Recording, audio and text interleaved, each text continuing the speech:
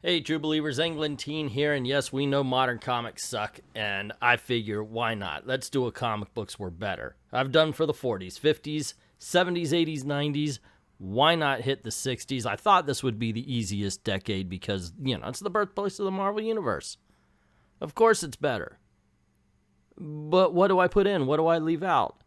That was the big question. So I came up with a couple. I wanted to be fair to everybody, and I hope you enjoy. Now, don't forget to click like and share. YouTube is throttling the hell out of this channel, so by all means, share this thing around so you could help out. And if you don't mind also helping out the channel another way, go over to Patreon or Ko-Fi.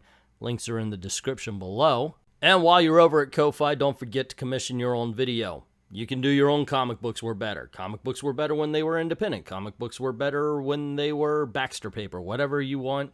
That's the list that I would do. It's all up to you. So go on over, put in the donation, and boom, I am yours. But with all that said, let's get this party started. Number 10.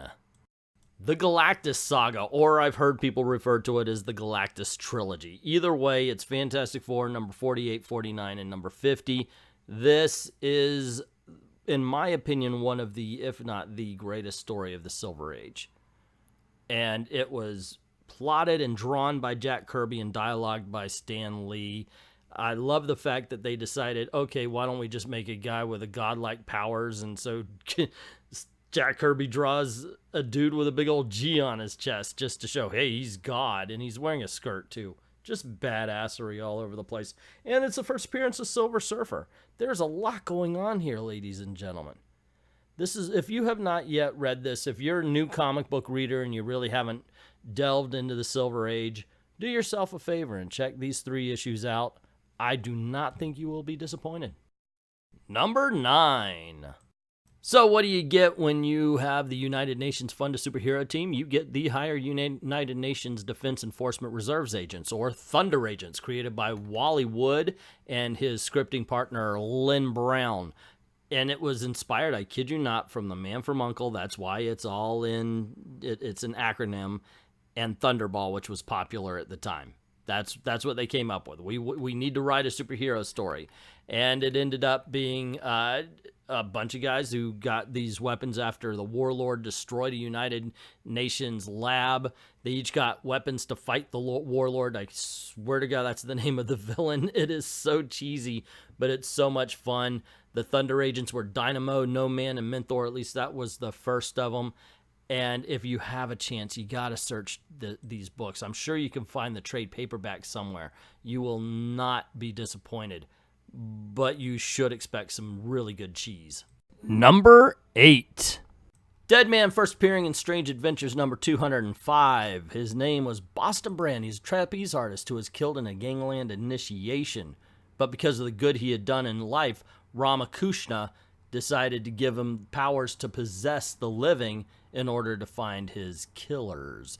He was created by Arnold Drake with art by Carmine Infantino. I know a lot of people credit Neil Adams for his creation, but he actually took over from Carmine Infantino after the first issue, which, mind blown to have to step into those kind of shoes, right? But, I mean, look at it. He really did make Deadman his own and is instrumental in Deadman's popularity. Now, I've always enjoyed the stories. I've always enjoyed this character. But if you can get it, if you can get the trade paperback with these first 7 issues, I think you're going to be pleasantly surprised. It's some of the best storytelling of the Silver Age. Number 7. Magnus Robot Fighter. Created by Russ Manning in 1963. It takes place in the year 4000. Actually, the comic book is called Magnus Robot Fighter 4000 AD. See, by the year 4000, society has become pretty much dependent on robots, and you have some people like Magnus Robot Fighter, who is trained by a robot called 1A to fight evil sentient robots. So that's his entire purpose, is just to make sure that all the robots that humanity depends on don't turn into Terminators and destroy humanity. So it really is kind of like, okay, we know what's going to happen, so let's train our warriors to take down these little bastards that want to actually gain intelligence and take us out. It's a lot of fun. It's very cheesy. And I don't care what anybody says. Gold Key, and I'm going to give this to Dell, also had some of the best covers of the Silver Age. Just look at them. Number 6. The Black Panther. First appearance in Fantastic Four number 52, created by Stan Lee and Jack Kirby. I always thought that he had one of the best costumes of all time. And it's a very simple one leotard-looking cat-hooded thing. But look at it. It's awesome. Now, yes, I'm going to talk about it. There was some early rumors that Black Panther got his name from the Black Panther Party. Stan Lee vehemently denied it. And even in an issue of Fantastic Four, I believe it was number 120 or something like that, where he went by the name of the Black Leopard. But that didn't take, so he got his name back to the Black Panther, and awesomeness was achieved. I love the fact that he took down the Fantastic Four using his skill and his wit rather than just his suit, which would be what happens these days. I just like old-fashioned Black Panther a little bit better. Number 5. The Doom Patrol, another Arnold Drake. Here we go. Arnold Drake helped create this one as well as Bob Haney and Bruno Pramani. I said that wrong, I'm sure. But anyway, they've made their first appearance in My Greatest Adventure. Right off the bat, we need to talk about the fact that they are a group of misfit freaks, hated by the world, but sworn to help it out and save it whenever they could. Yes, they were the basis of the X-Men, or at least that was a point of contention for a long time between the two companies. One other thing that I have to say about Doom Patrol that I really liked, and I did go back and read these after I saw the TV show because, my gosh, that TV show is so awesome, I had to revisit these characters. This is the very first book that ended the series with the death of all of the main characters. And, of course, a plea to bring them back from the editor. So, guys, check it out. It's really cool. Coming in at number 4, The Legion of Superheroes. Okay, this is a bit of a cheat. It is. But they only had 2 appearances in the 1950s. That's why I included them in the 60s. The first appearance was in Adventure Comics 247. And they were created by Otto Binder and Al Plastino. Now, they were really associated with Superboy for a while, time-traveling heroes and so forth. But as the series went, as they did more appearances, they got more of a backstory where they saved the most powerful and richest man in the universe, R.J. Brand, from murder. And he goes, hey, wait a second. We need a whole club of teenagers to protect the universe. You know, let's put kids in danger and all that kind of stuff. When I use the term Silver Age silliness, when I'm talking about comic book origins and everything, it's writ large in the Legion of Superheroes. Amazing stories, a lot of fun, but holy Toledo, they are written for kids.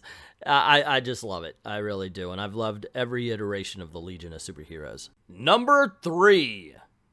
Dr. Doom, created in 1962 and issue number 5 of the Fantastic Four, created by Jack Kirby and Stan Lee. For the longest time, Dr. Doom was known as the greatest villain of the Marvel Universe. I think Thanos has taken over that role a little bit now, especially in the general public's eyes, but not mine, baby. Not mine. It's always Doom, man. And I like the way that Jack Kirby described him best. First of all, he drew him to be death. The armor is supposed to be the skeleton. Of course, he's got the hood. And at one point, Jack Kirby drew a picture of Dr. Doom underneath the mask, and it was just a perfect face with one scar that he did not hide away from the world under the mask. He hid it away from himself because he's such a perfectionist and could not stand the sight of it. He's a great villain and always should be treated as such. I hated when they made him a hero in that Iron Man book. I am so glad he is back and he is in full force. Number 2. The Justice League, created by Gardner Fox in 1960. All he said was, you know what, we reinvigorated the superhero genre. Why don't we bring back the Justice Society? But he changed society to League because, you know, more modern. And boom. Ever since, we've had some sort of incarnation of the Justice League, and it has been awesome. I like these original stories. They're silly as hell. Once again, an embodiment of 1960s Silver Age silliness where they have a big problem, but instead of working together as a team, they break off into a whole bunch of teams of 2 to run about doing their little particular part of the mission that's going to end up saving the world as a whole. That's exactly what happened for a lot of issues, ladies and gentlemen, which I believe that's why the video game was like that, although the video game should have let you play the characters you wanted rather than force you to play the characters they wanted you to. And the #1 comic book proving that the 1960s were better than modern day comics is SpiderMan. First appearance, Amazing Fantasy, number 15, created by Steve Ditko and Stan Lee, and apparently everybody else, because this is one very contested character as far as who created it. Anyway, just watch the covers of the first 20 issues go by here, and you can see the Rogues Gallery, you can see the awesome stories, the awesome art. Marvel Comics was the 60s. I'm a DC fan, and I have to admit that. DC was not doing all that well in the 60s when Marvel came around, and then they tried to play catch-up. Granted, they created some great stories and some great characters. You see some of them here in this list. But it was Marvel, and Amazing Spider-Man was their best character at the time. He's got to be on the list. He's got to be #1. I love these books. There is some Silver Age silliness to it, which I do like to poke fun at sometimes when I'm reading them. But when it comes down to it, and I mean this with every intention of having the pun be intended, this Spider-Man is truly amazing. So there you go, gang. That is my list of 10 reasons that the 1960s were better than modern day comics. What do you think? What's on the list that shouldn't be? And what have I left off? And I know there's about a million things. I got to admit, when I was trying to think of independent comics, my mind went blank. So why don't you let me know what you think should be on the next list, because you know they're coming, in the comments below. And don't forget, if you like videos like this, please tell me. Say, hey, these are the kind of things we need you to make. And I will just click like, share, subscribe, hit that notification bell so you don't miss anything. Make sure your notifications are on for YouTube. Also, if you don't mind helping out the channel, because YouTube has really messed up this channel, just look at the view count. You can see starting on June 16th, they had trashed the views on this thing. And if you don't mind helping out the channel here and helping me make videos for you, go on over to Patreon or to Ko-Fi. Just drop $1 in the till, a little tip, or to BitChute. I've got a channel there. It's called I Love Comics. I can't put it here because of YouTube, and they really tried to put the kibosh on me when I did that.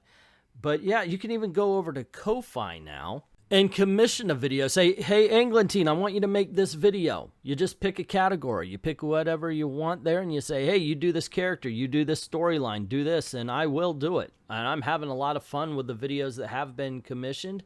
You're going to be seeing some come Wednesday, Thursday, Friday, definitely. And yeah, please do that. It's a lot of fun, and I get to work for my supper, basically. I prefer that sometimes. Anyway, thank everybody who's already done that, and to everyone, all of the true believers, thank you very, very much for watching.